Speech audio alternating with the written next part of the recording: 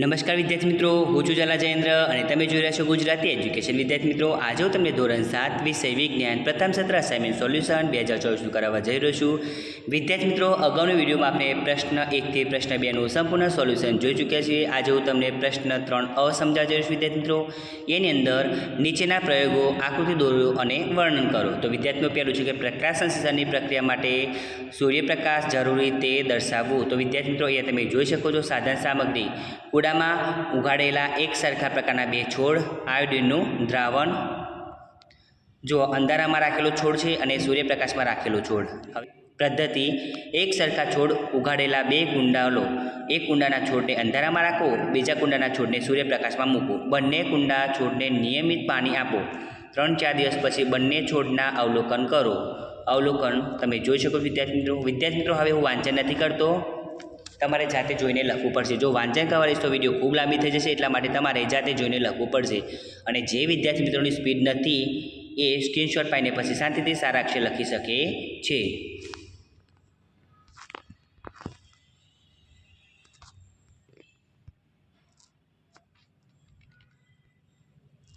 બીજું છે લાલ રસ સ્ટાર્ચવાળા પદાર્થોનું શર્કરામાં રૂપાંતર કરે છે તે દર્શાવવું. સાધન સામગ્રી તમે જોઈ શકો છો: 2 કસનરી ડ્રોપર, પદાર્થો છે પાણી, રાંધેલા ભાત, ચોખા, આયોડિનનું દ્રાવણ. આકૃતિ તમે જોઈ શકો છો.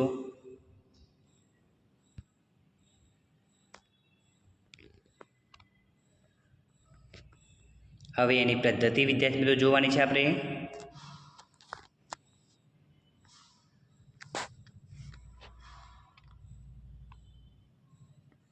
હવે અવલોકન અને નિર્ણય.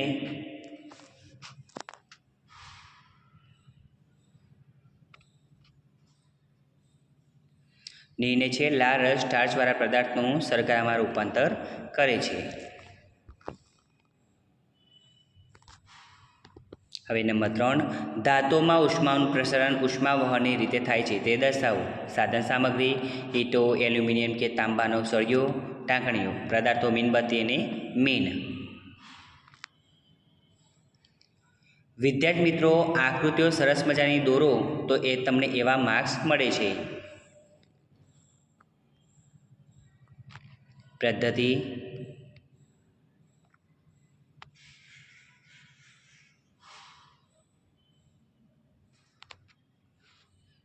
અને અવલોકન અને નિર્ણય.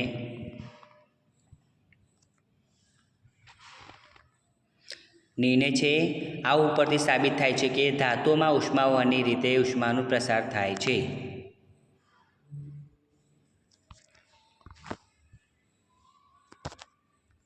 હવે નંબર 4, પ્રવાહી પદાર્થોમાં ઉષ્માનું પ્રસરણ ઉષ્માનયનની રીતે થાય છે તે દર્શાવો. આકૃતિ તમે જોઈ શકો છો વિદ્યાર્થી મિત્રો. ગોળાકાર ચંબુ, પાણી, પોટેશિયમ પરમેંગનેટ, તારની જાળી, રિપાઈ, બન્સર બર્નર.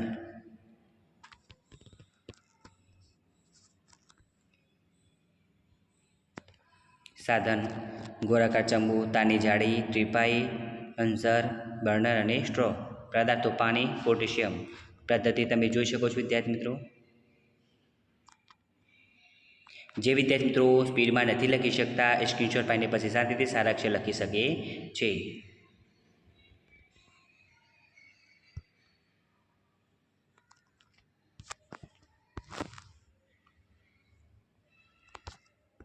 અવલોકન.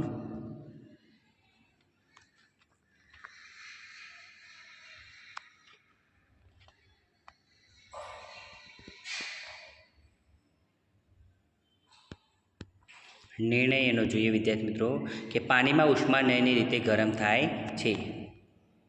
આગળ, કાળા રંગની સપાટી સફેદ રંગની સપાટી કરતાં ઉષ્માનું શોષણ વધુ પ્રમાણમાં કરે છે તે દર્શાવવું.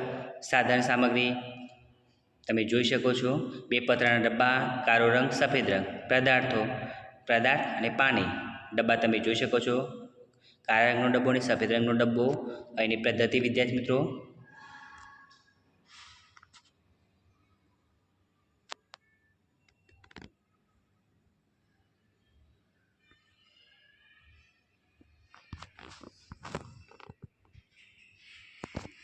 એનું અવલોકન જોઈએ.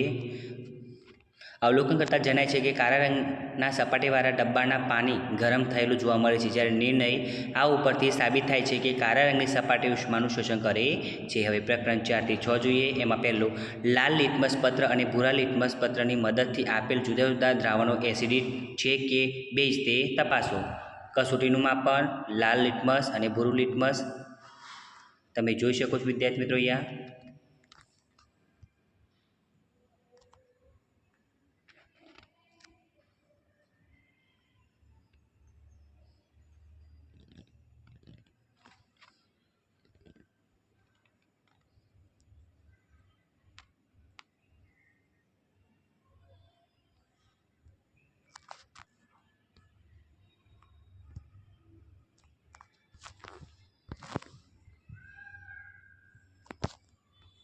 હવે આગળ, એસિડ અને બેઝની લિટમસ પત્ર, હળદર પત્ર અને જાસૂદના ફૂલના દ્રાવણ પર થતી અસરો.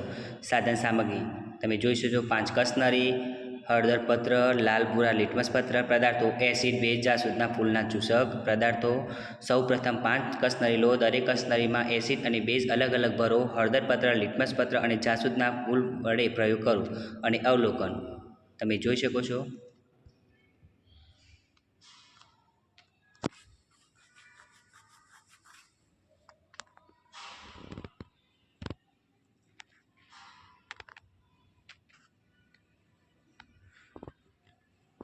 હવે નિર્ણય.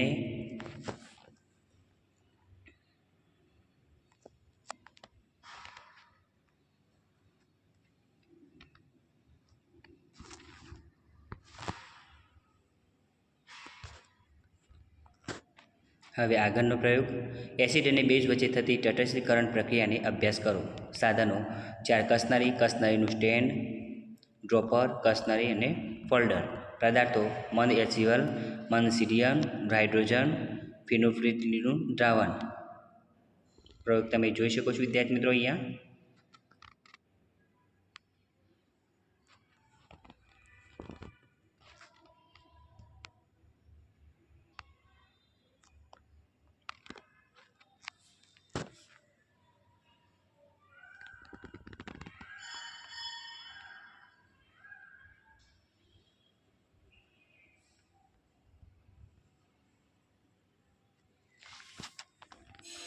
હવે આગળ જોઈએ.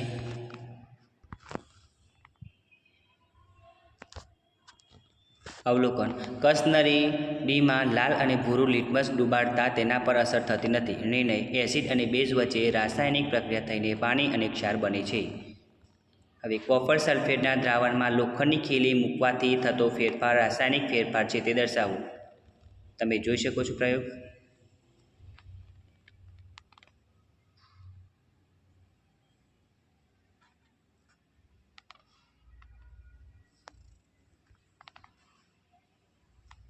પદ્ધતિ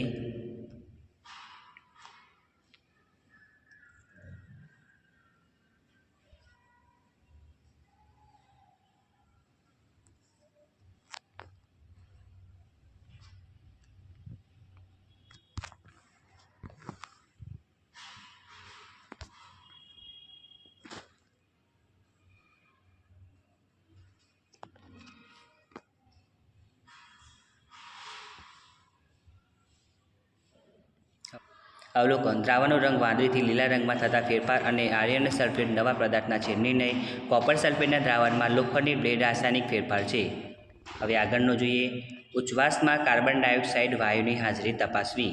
એની સાધન સામગ્રી તમે જોઈ શકો છો. કસનરી, પ્લાસ્ટિકની સાંકડી નળી, તાજું બનાવેલું ચૂનાનું નીતરતું પાણી. અને પ્રયોગ વિદ્યાર્થી મિત્રો એનો જોઈ લઈએ.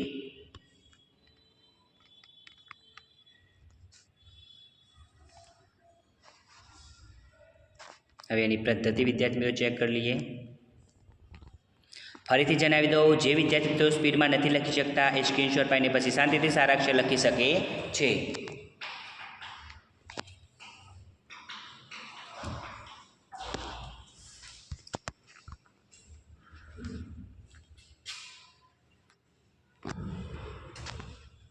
અવલોકન, ચૂનાનું રંગવિહીન પાણી દૂધિયા રંગનું બનેલ છે. નિર્ણય: ઉચ્છવાસમાં કાર્બન ડાયોક્સાઇડ વાયુ રહેલો છે.